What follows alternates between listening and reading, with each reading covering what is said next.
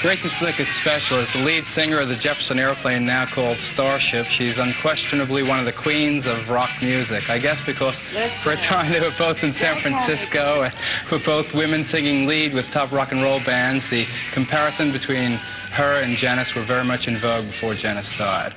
Now is not only a great artist in her own right, but also someone who managed to live through the insanity of the rock world in the late 60s. She's uniquely qualified to talk about it. Welcome. I'm really pleased to have you on. Since I'm alive. You know, I read a biography that you evidently wrote for Grunt and RCA, and at the end of it, the last question in the biography was, what is the most exceptional thing to you about your life? And the answer was that I made it to be 34 years old. At first when I read it, I laughed, but now I wonder if you weren't serious about it. Yeah, I've thought about it. There are some mornings, very definite mornings, when I wake up and think I've done it, you know? And, but so far, so good. So far, so good. During the whole San Francisco thing and all that, the acid rock, and when drugs became so much a part of life and music, starting in the West Coast and then here in the late 60s. I mean, how much were you all into it? Well, it depends on which drugs you're talking about. Well, I'm not talking about heroin. I'm talking about the hallucinogenics. And well, any of them, actually, because I have not tried heroin, so I don't know about it. I'm afraid of it because I'm so goofy that I usually like more of everything that's there. It's like food, you know, if they bring a plate this big of creamed spinach, I'll try and eat the whole thing because I love creamed spinach, and the same with everything. And that's why I was wondering about people saying everybody tried to kill themselves. I don't think so.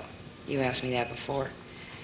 And I think it's just a matter of being, it's also counterbalancing. Like if you have a whole bunch of booze and you get a little bit sloppy, there are a lot of people in the room, you want to have a good time. Okay, I just snort a Coke. Like that. You have a big snort of Coke, and all of a sudden you're rigid like that. I think I better have some more booze to calm that down. Well, I better have some more Coke to get up. And you just keep doing it until you're out.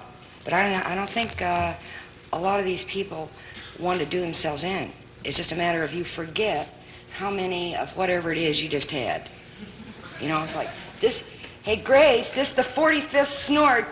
You want to cool it? You know, and that's what happens. And you just lose track of where it was you were. Why is dope so big in music, with musical, you know, with performers, with groups, and with, I guess, with single acts also? Why are drugs so big in music? Because they can afford it. I mean, that sounds stupid. That's one reason. I think a lot of people would take a lot more drugs if they could afford it. It is kind of stupid. It's also a weird sort of life. The time changes are different, and the demands are funny. They aren't hard. I don't mean that. It's just they're peculiar. Like all of a sudden, you do something after you've had 2 hours of sleep, and you don't want to stand there going like that, so you want to look good. Say, hey, man, you got any uppers, something like that, so I can go like that, you know, somebody that you actually like. I mean, it's not a phony thing. You're trying to be normal at 5 in the morning, or trying to look like it's 12 o'clock in the afternoon at 6 o'clock, you know, so... the only problem is if you get a whole lot of them in there, it doesn't last very long.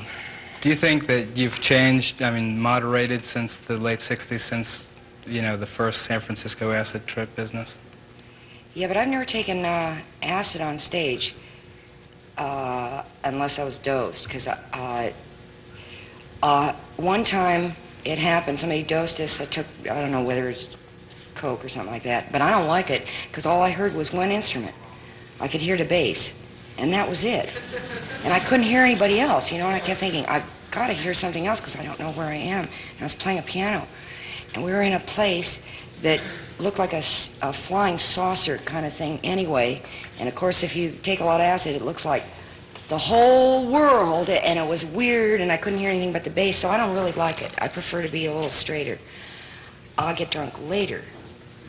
But I like to be sort of straight on stage because you can't keep track of what's going down. There's some of the cops are busting heads over here, and somebody's saying 1, 2, 3, 4 over here, and hey, the drummer, would you make it a little faster, guys? Don't step on my chord, you know. So you got to keep a lot of stuff together. So. You think it's just like the crazy world, and the fact that one day you're in Topeka, and the next day you'll be in Albuquerque, the next day you'll be in Los Angeles, and that terrible pace that, you know, the kind of make-believe world that you live in? Yeah, I guess so, a little of that, but it's also fun. I mean, I shouldn't say that. Well, say it if it's true. I mean, I guess people use dope because dope makes them feel good.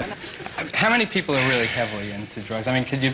Everybody most I know... musicians? No. What? Most musicians? No, not really.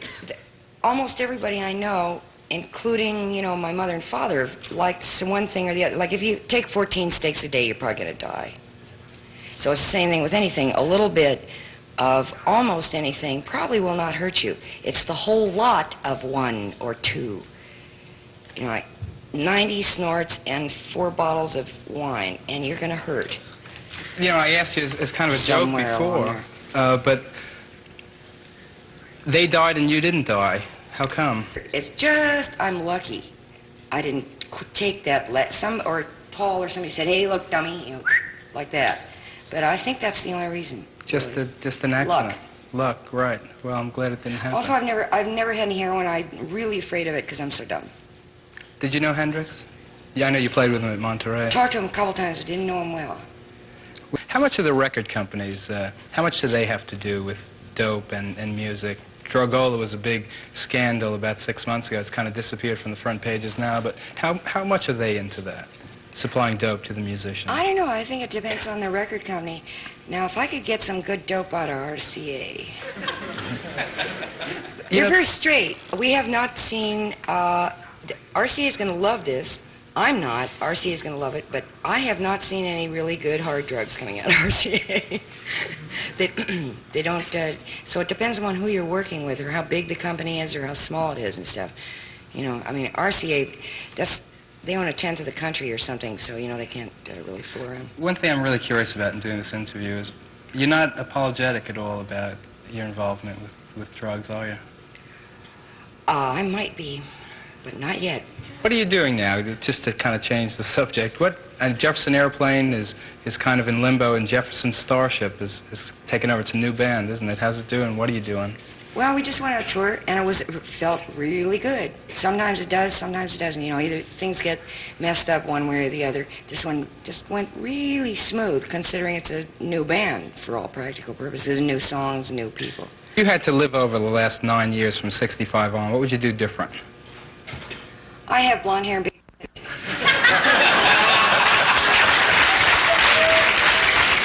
I'm simple.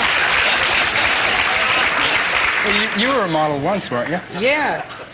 But see, for models, they like, you know, small and all sucked out and everything, so it was fine. How about...